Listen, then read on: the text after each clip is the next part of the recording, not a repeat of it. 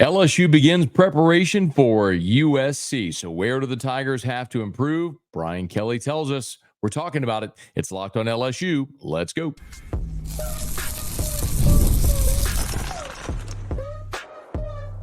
You are Locked on LSU, your daily podcast on the LSU Tigers. Part of the Locked On Podcast Network, your team every day. Okay, let's get it. It is Locked on LSU, your team every day. I'm your host, Matt Moscona. Thrilled to have you with us. Thanks for making us your first listen every single day. We're free, available wherever you get podcasts and, of course, on YouTube. So please subscribe. If you're on YouTube, smash that like button. Today, we are presented by our friends over at FanDuel. And now through September 22nd, all FanDuel customers can bet $5 and get a 3-week free trial of NFL Sunday Ticket from YouTube and YouTube TV.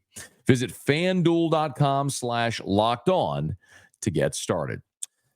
LSU on Tuesday begins work for Southern Cal. So close you can almost taste it. Tigers, Trojans out in Vegas.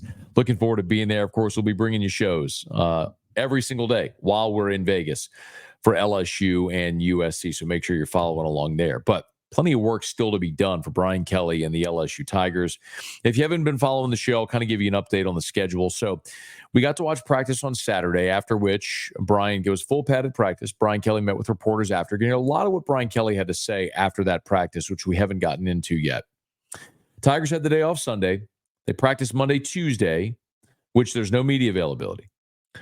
Brian Kelly did candidly tell us Tuesday they are beginning work for Southern Cal. Wednesday, we'll get some media availability. Thursday, Friday, no access. Saturday, they're in Tiger Stadium for a scrimmage, which we are supposed to be able to see. So fingers crossed, knock on wood, hoping we're getting to see that. And of course, we'll tell you about it all here. It was so interesting on Saturday to be out at LSU for fall camp. Full padded practice, 45 minutes indoors, then an hour and a half outdoors. And the more I look back at my notes, and the more I listen to what Brian Kelly said in his, 16, 20-minute press conference after practice, the more there are some things that are starting to crystallize for me about this team that I want to delve into today. Through 3 weeks of camp, we're not guessing as much as we are giving real observations based on what we've seen. I mean, I've gotten to go out to 11 practices now. And if you think a minimum of an hour per, a little more than that probably, but a minimum of an hour, I've seen at least 11 hours of this team practicing football. Got a pretty good grasp on what they are, where their strengths are, where their weaknesses are. And of course, through 3 weeks, Brian Kelly has an even better sense of that, watching every minute of his team's practices. And of course, the conversation has to start with Garrett Nussmeier. Whatever LSU is going to be in 2024, it's going to be that because of Garrett Nussmeier, or in spite of Garrett Nussmeier. Good or bad. And Brian Kelly was asked about Nussmeier and what ways they've seen him develop so far in fall camp. And it was so interesting because when I cross-check what Brian Kelly said with my notes, there's a lot that makes sense. I'll explain what I mean. But listen to how Brian Kelly started this answer about Garrett Nussmeier's progress. He thinks he's got 52 timeouts. He takes timeouts when he wants to take a timeout. I think he's got to work through a couple of things out there where, decision-making relative to some pressure looks that I want him to get better at. But I thought his process was really good today. He stayed within himself. He looked under control in the situations that we created for him today. And I think when he does that and his drop is in rhythm, he's really good. So I thought we saw a good version of him. I think there's a better version of him out there. Two things.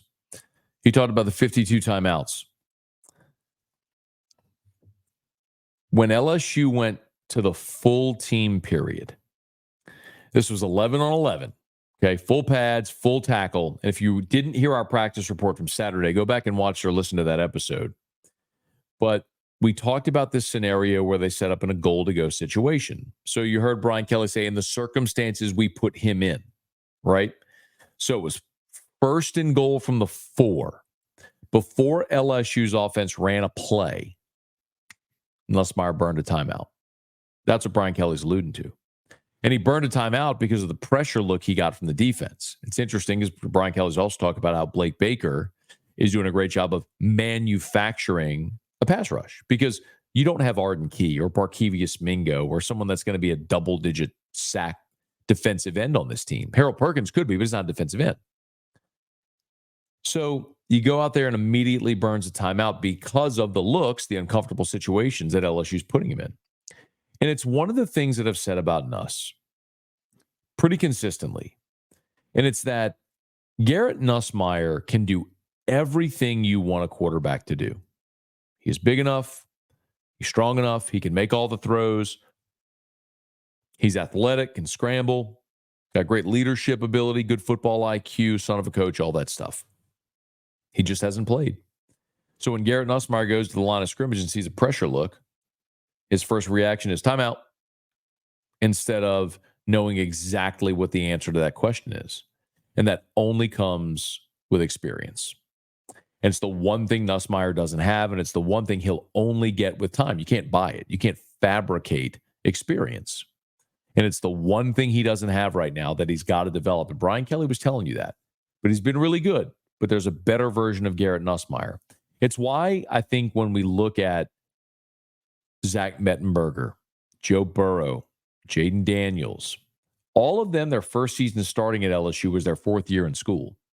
And they were good. And by the time you got to November, they were really good. And then the next year, their fifth year, that was the kaboom. That was the special year. That's when Mettenberger threw for 3,000 yards and that great offense. It's when Burrow, of course, won the Heisman. It's when Jaden Daniels won the Heisman. I'm not suggesting Garrett Nussmeier is going to win a Heisman if he comes back for a fifth year. But it's only to suggest that experience matters. And it's the one thing Garrett doesn't have that they're still looking for him to develop. There was a lot of defensive talk as well, but Brian Kelly got a question about the tight end spot. And specifically, if LSU would see and would use multiple tight end sets. Oh, without question. I think you'll see 12. I think you'll see 13. I think just watching the scrimmage passively, you can't help but notice 88 and 14. We know about Mason, but it is 14, right? Trojans? Yeah. 88 and 14. I want to make sure I get his number right at least. But those two guys in particular, really show. They're young. I mean, Trojans was standing around the pile and got rolled up. I mean, you can't be standing around. You got to be, on body. But they're learning, but they are so talented. And I think Pimpton has really kind of taken that next step where, he's sticking his nose in there aggressively, run blocking, catching the ball. And I see Trojans, making progress as well. So I'm excited about – who wouldn't be excited about those two guys? I mean, they are unique individuals in terms of what they can do in the passing game, and they're really coming along in the run game. If you caught it when he was asking about Trojans and he's saying he is number 14, that was Brian Kelly joking. I know a lot of people maybe don't understand, but one of the jokes that Kelly's had with the media from his first year, he really struggled to get guys' names right. Maybe most infamously, there was a transfer from McNeese, you might remember, who was Colby Richardson, a defensive back. Well, Brian Kelly consistently called him Cody Dickerson. I don't know why. He just struggled to get some of these guys' names right. And so it was something that he's joked about since. So there with Trojans, he was talking about, he is 14, right? That was Kelly joking with the media. Of course, he knows Trojans Green is number 14.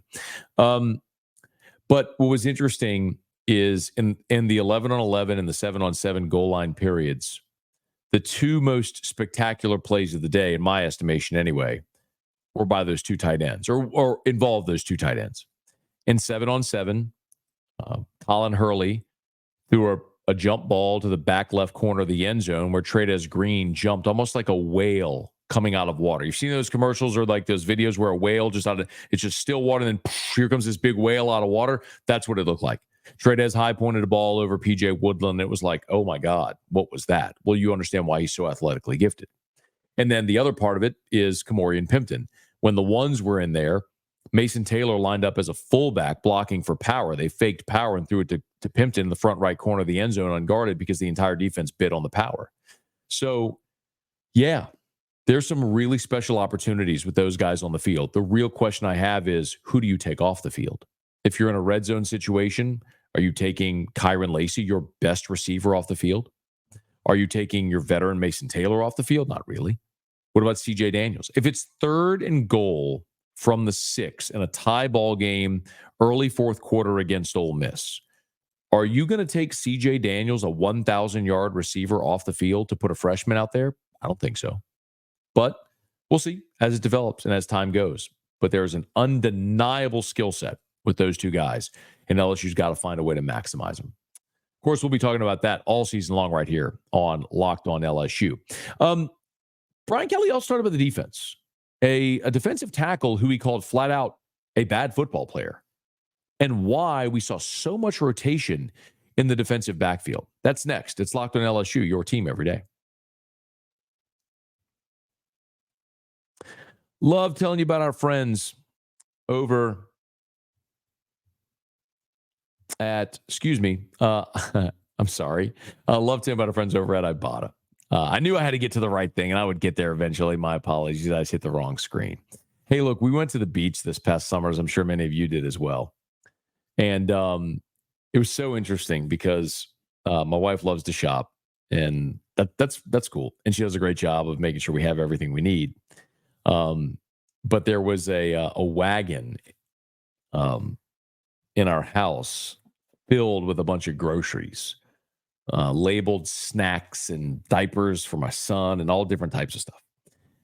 And my thought was like, why wouldn't you just get those when we get to the beach? It's irrelevant where you buy it. The point is, wherever you buy it, you should be using Ibata. See, Ibata is a free app that lets you earn cash back every time you shop. So whether it's groceries for the beach or your groceries for the week or darn near anything, groceries, beauty supplies, toys for your kiddos, you can make sure you're beating inflation no matter what you're purchasing. The average Ibata user earns $256 per year. I mean, that could cover the cost of an entire shopping trip, maybe the flight that you've been eyeing, the fancy dinner that you've been craving. I mean, some apps give you points, but what does that really amount to? With Ibata, you earn cash back that you can withdraw to your bank account, to PayPal, gift cards. All you got to do is add offers in the app, upload your receipt, and the money is yours. You can save on over 2,400 brands and shop at over 1,000 retailers, including grocery stores, Lowe's, Macy's, Sephora, Best Buy, so many more. So right now, here's the good part.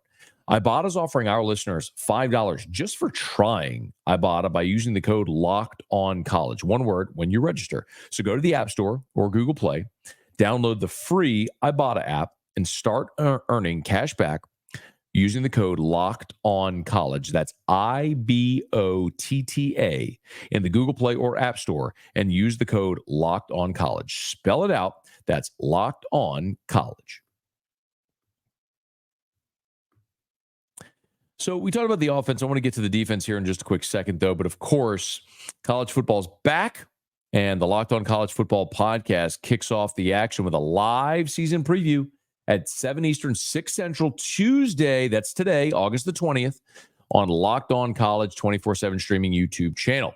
It's a 4-part series which covers each of the 4 major conferences with discussion on which ACC, Big 10, Big 12, SEC teams have a shot at the expanded college football playoffs. So check it out.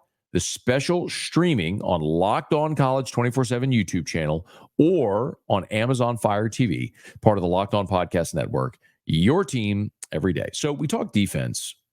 We talked offense. But I thought it was so interesting when Brian Kelly was asked about Jacoby and Guillory. And mostly because as we have watched camp, there is one thing that is very obvious, and it is that Jacoby and Guillory is LSU's best interior defensive lineman. That's not even debatable. There's an eye test that you could see. There's power in the get-off. There's There's a physicality in his hand placement, of violence even. And Jacobian Guillory's a fifth-year player, and it's his turn. But Brian Kelly was asked about Jacobian Guillory's development. And I want to warn you, he gave nearly a 2-minute answer. I'm going to play the whole thing because I want you to have full context on what he says. I don't want anybody to accuse me or anybody of giving a partial answer to what he said, because what he said to start is not complimentary. You'll hear it here in a second. I mean, it is something you would seldom, if ever, hear a coach say about a player on the record. But Brian Kelly set the table by saying this about Jacobian Guillory because of how far he's come. Well, he wasn't a very good football player when we got here. He was, technically, I would say out of control. He did not play with the kind of discipline necessary to play the position at a high level. And consequently, he didn't play a whole lot of football. I think his maturity and I think his understanding that he needed to be very good at his technique and leverage. And I think last year he figured that out. And because he's so strong and explosive and can play with great leverage, he's now taken those strengths of his and put himself in a position to be an outstanding football player and can play at the next level because of it. So with great strength and lower body strength and great technique, he's now put himself in a position to be a guy that we count on. I think at the same time, there's been parallel tracks with him off the field in that we just talked about him being a graduate. I think his emotional maturity has allowed a lot of this to happen as well. When I first got here, he was not in control of his emotions. There would be times where he just would go off the deep end in terms of not being able to control himself. And he has handled himself very well emotionally. And because of that, I think we've seen this player ascend the way he has. How about that? From saying when he got here he was not a good football player to talking about an ascending player who can play at the next level. It was interesting. So you'll notice if you're watching, I'm wearing a shirt that says LouisianaSports.net. It's a new initiative. And as a matter of fact, several of our Locked On brethren are part of this. Ross Jackson from Locked On Saints anchors our Saints coverage on the written side. Chris Marler from Locked On Gamecocks handles our SEC coverage. But it's also in conjunction with the radio station where I host Afternoon Drive, 104.5 ESPN Baton Rouge. And we have a feature called Station Survey, where we survey all the hosts and producers on our station, ask them one question to see what the answers are. And the question was, who is the most indispensable player? Now, outside of Garrett Nussmeier, because look, if Garrett Nussmeier goes down, LSU season, for all intents and purposes, is over. You're not achieving anything of significance. How about this? Jacob Hester, former LSU great, said Jacobian Guillory.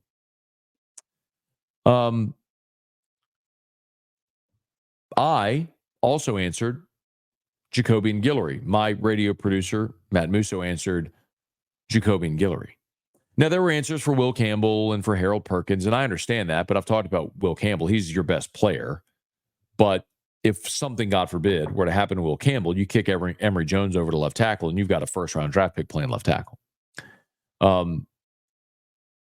You don't have another Harold Perkins. I'm not suggesting that you do, but I think LSU's defense. Look, Harold Perkins stuffed the stat sheet last year, and the defense was not good. They were the worst defense ever. So I think there's so many issues on that defense outside of Harold Perkins' production. I could make an argument for Mason Taylor because you don't really have a prototypical tight end outside of him. But the thing about Jacobian Guillory is that's a position that many look at as a weakness on this team, and he is your undeniable best player. From a guy that Brian Kelly said when he showed up was a bad football player to arguably, outside of your quarterback, your most indispensable player, it's a great testament to Jacobian Guillory, the work that he's done to get to this point. And I agree. Look, I don't know that Jacobian Guillory isn't an All-American caliber player. He's not an All-Conference caliber player.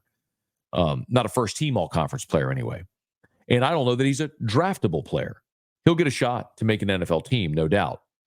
But there's also this truth, which is that he is LSU's most experienced veteran and best interior defensive lineman. And at a position where you are not very experienced or deep, you can ill afford to lose your best guy. And that's what Jacobian Guillory is for this LSU team.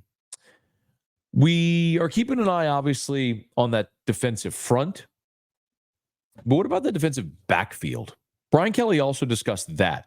And we'll wrap up the show today with Brian Kelly's comments on a very interesting DB rotation that we saw out at practice on Saturday and why they were so free and loose with the way they rotated. That's next to wrap up Locked On LSU, your team every day.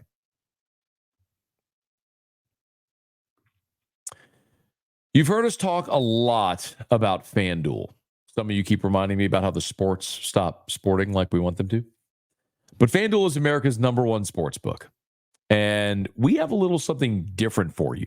So now, through September 22nd, mark the date, all FanDuel customers can bet $5 and get a 3-week free trial of NFL Sunday Ticket from YouTube and YouTube TV. That's right. Then, with a YouTube TV base plan, you can watch every regular season Sunday afternoon out of market game, all of them.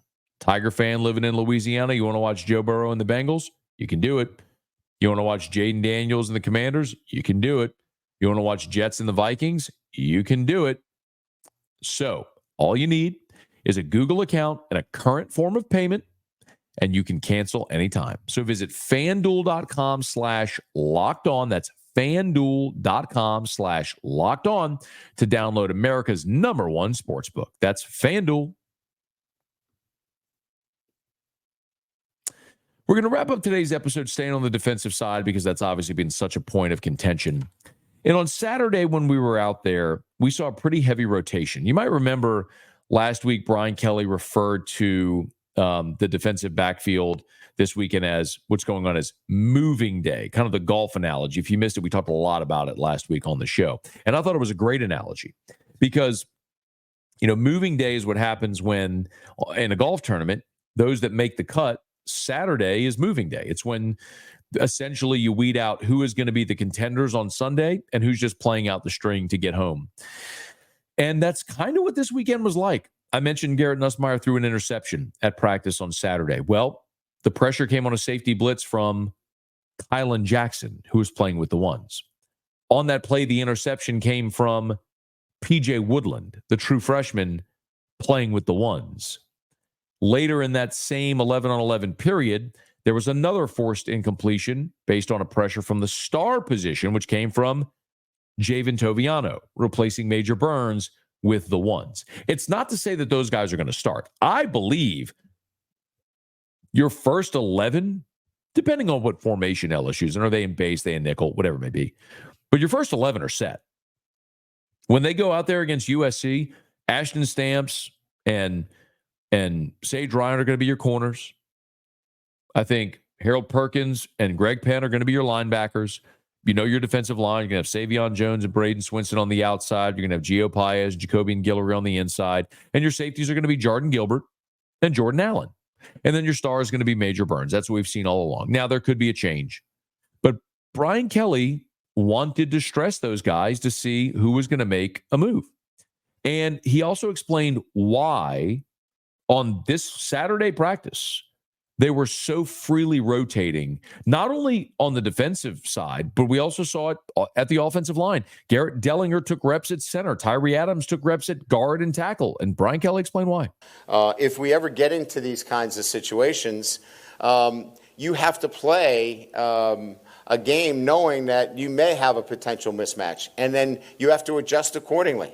If we have a freshman tackle out there going against an all-SEC performer, we got to help his ass.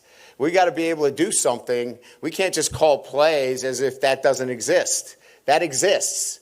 If we have a potential situation where, we may have a problem blocking a particular guy. We have to have answers for that. If we have a situation where we're having some problems picking up protections, we have to be able to look at it from the sideline and maybe call it from the sideline. So, there's teaching going on all the time, and it's not just, one-sided. There's a lot going on there, and a lot of people are learning on a day-to-day basis, and from my perspective, those are all good times for me relative to, getting where we need to get to, and that is being prepared for USC when we kick it off in a couple of weeks. Being prepared for USC when you kick off. So why did we see a guy like Highland Jackson playing with the ones at safety? Because what if you need him? Why did we see Javen Toviano playing with the ones at star? Because what if you need him? You know what veterans can do. But what if you need the young guys? That's why we saw so much rotation. It was preparing for a possibility, a likelihood, or even an inevitability. And it's one of the reasons Brian Kelly's been so successful everywhere he's been, because I have rarely been around a coach that detail-oriented that considers every possible nuance and possible circumstance and prepares for them. Now, specifically with the defensive backs, as we mentioned, there were a lot of rotation, and Brian Kelly discussed that. You're giving a lot of guys an opportunity. I think we read too much into the first group that goes out there. Look, there's going to be injuries, and that's part of this game. You have to have as much confidence as the next guy going in. If a guy, pulls a hamstring in the first series, that next guy has to be somebody that can go in and play at the highest level. So, I think it's much more about any guy that's getting a first or second team rep is a guy that we believe that can come in and help us win a championship. So I think if you don't see him in the first or second rotation, too deep and maybe a swing player, then he's probably not ready yet. And I say yet because, there are some guys that kind of begin to blossom a little bit later, but whoever you've kind of seen out there in the back end of the defense at this point, those are the guys that we're trying to get ready for USC. The guys we're getting ready for USC. You could always see guys blossom. I'll continue to mention a guy like Deshaun Spears, who physically, athletically looks the part by the end of the season, could be a real contributor in that secondary if they need him. But yeah, it's who they're getting ready for USC. And I'll remind you, last year, J.K. Johnson got injured in fall camp, missed the season. Zy Alexander was your starter, your best defensive back, got injured against Army in November, missed the final 4 games. So yes, you've got to get a lot of these guys ready to play for the possibility, the likelihood, or the probability that someone gets injured or for some reason you need someone to go in the game. That's where LSU is right now, and it's been an interesting test case on that defensive side. Hey, we're glad to have you aboard with us here. We will have shows, of course, every day this week.